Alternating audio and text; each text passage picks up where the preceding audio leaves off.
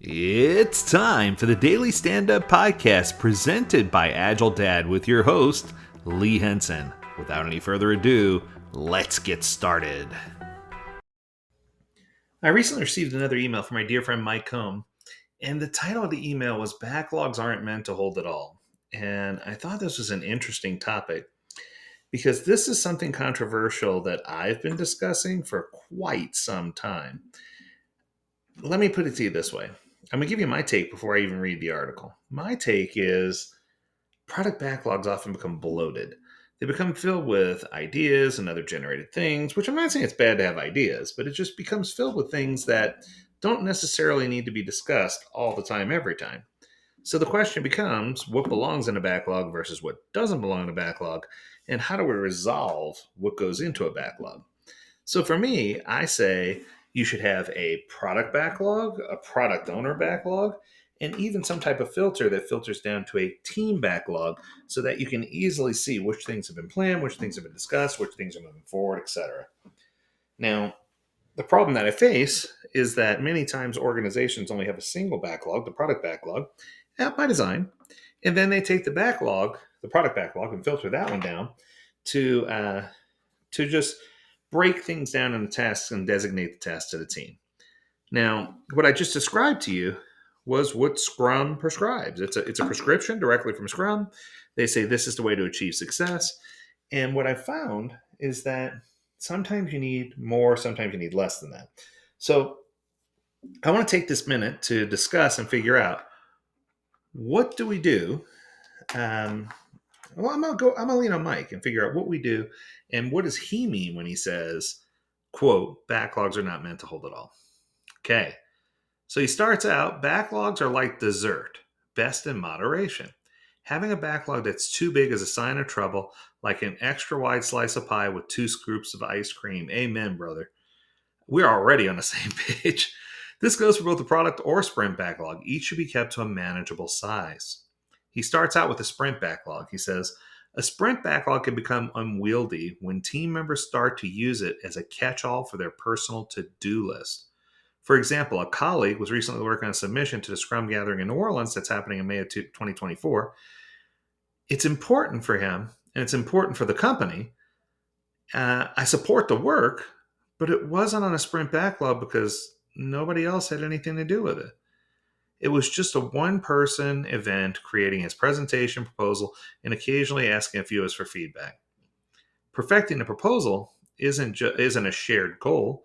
The rest of us would never say, oh, he's out sick today. Let me jump in and work on his proposal.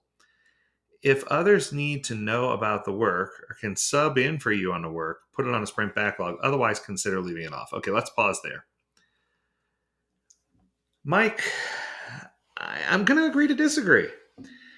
If this person is using company time and resources to build their presentation for the gathering, I feel like there should be a story associated with it and tasks associated with it because I don't want it to disrupt the velocity of the team in such a way that they are doing work that falls outside of the backlog and feel like they have to make up by doing additional work in the backlog to get the story points back in line. So for me, I feel like there should definitely be, if not tasks, and I'm good with not having tasks. In fact, I oftentimes don't even have a tasked out sprint backlog. I treat the sprint backlog as these items are allocated to this sprint and they're delegated or allocated to the workers who are participating in that sprint. Now, for beginner organizations, obviously, I break it all the way down to a task level. But once teams become experienced, I feel like the task level is often too deep for them. And I say, hey, as long as your focus is on the greater level, I'm good with that. So what I'm trying to say, now that I can translate it or filter it, is that anything that takes up more than a small percentage of your time and would reduce the number of points that you're able to complete during a sprint deserves its own backlog item and deserves its own place in a sprint backlog. There, that's my take on it. Let's talk about the product backlog. He says the product backlog can become outsized when too many half-baked ideas are added to it. When working as a product owner, I don't want to clutter the product backlog with every idea I have. So I maintain a second list, a backlog of sorts. I call it a holding tank. I call this holding tank the product owner backlog. It holds ideas until I either move them to the product backlog or I get rid of them. This is perfectly acceptable and perfectly fine. The irony here, though, Mike, it's kind of funny, is that I feel like I'm having a conversation with you. The irony here is that I got dinged by the Scrum Alliance for even bringing this topic up. I said that there should be something that's called idea space or product owner backlog, where the product owner can put dreams, ideas, thoughts, feelings. They woke up in the middle of the night with in a cold sweat. We want to make sure we document those things because we don't want to lose them. But then as soon as we decide they're a bad idea, it's something we need to get rid of. And I think that the impetus was that we're trying to hide something from the organization, when the truth is, yes, we are trying to hide something. We're trying to hide waste. And I think that's something that they don't understand. So I'll go back to your letter. He says, I'm not trying to hide anything, well, go figure, from a team by using a holding tank. I just don't want to bother anyone with some ideas until I've given them more thought. Yeah, it's exactly where I stand. It's kind of like a new recipe I found for key lime pie. I bookmarked it, but the items to make it haven't really been added to my shopping list yet. And when it does, one slice will be plenty. I love it. Keeping your sprint backlogs and product backlogs at a manageable size will help you be successful in your agile implementations. And I couldn't agree more.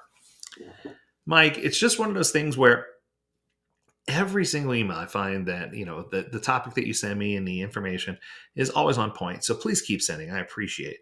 So in conclusion, my hope is that you take away something from these episodes. Mike's brilliant. Like I said, we've been friends for years, and he's just an awesome, awesome, awesome person. So if you decide you have a topic you want us to discuss, feel free to reach out to us. Learn more at agiledad.com. We would love to hear from you. As always, we encourage you to stay healthy, stay well, and stay agile, my friends. Until next time, do take care.